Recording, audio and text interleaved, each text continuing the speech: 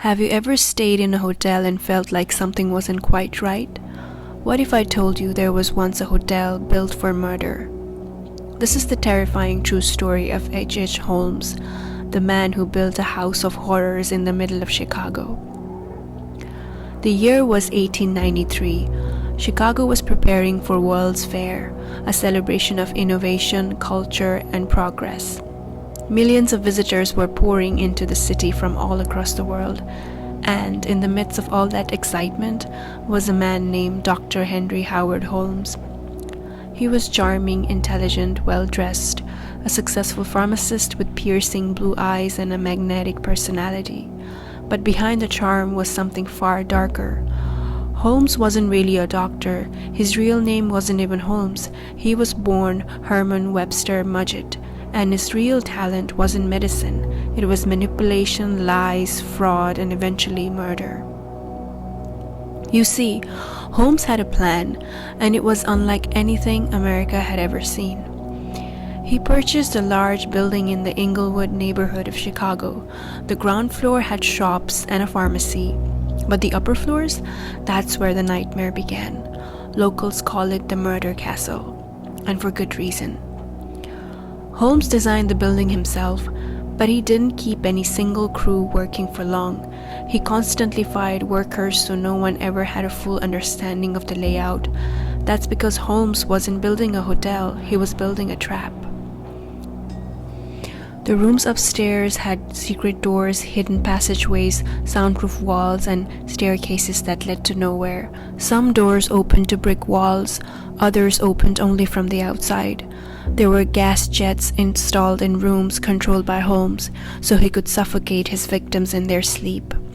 There were chutes that led straight to the basement, where he kept surgical tables, acid vats, and even a crematorium. Yes, a crematorium. This wasn't just a house of horrors, it was a factory for death.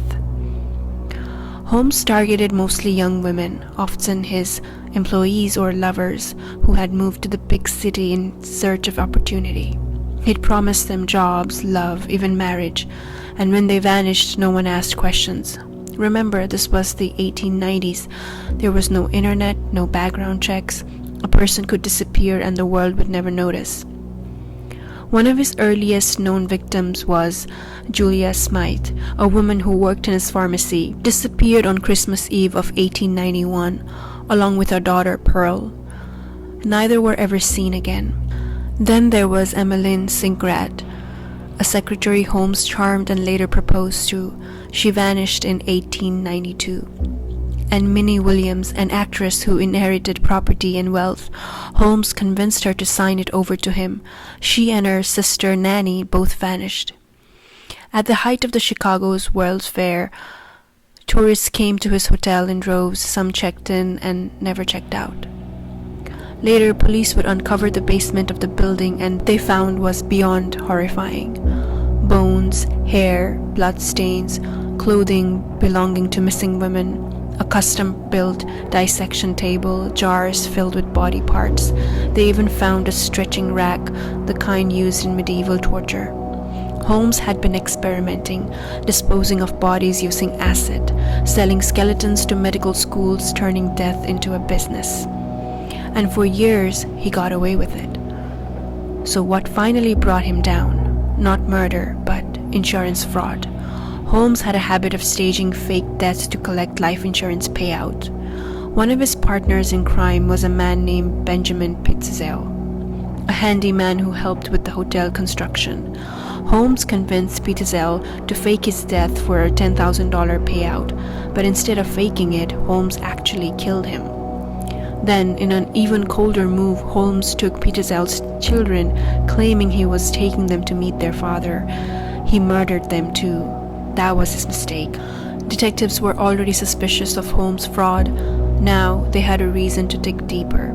A private investigator followed Holmes across several states, eventually leading police to the bodies of the Pitzel children. Holmes was finally arrested in 1894.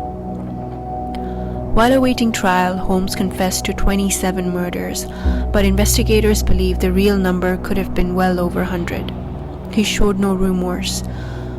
In fact, in one interview he said, I was born with the devil in me. I could not help the fact that I was a murderer, no more than a poet can help the inspiration to sing. It's believed Holmes fabricated parts of his confession, possibly to build his legend.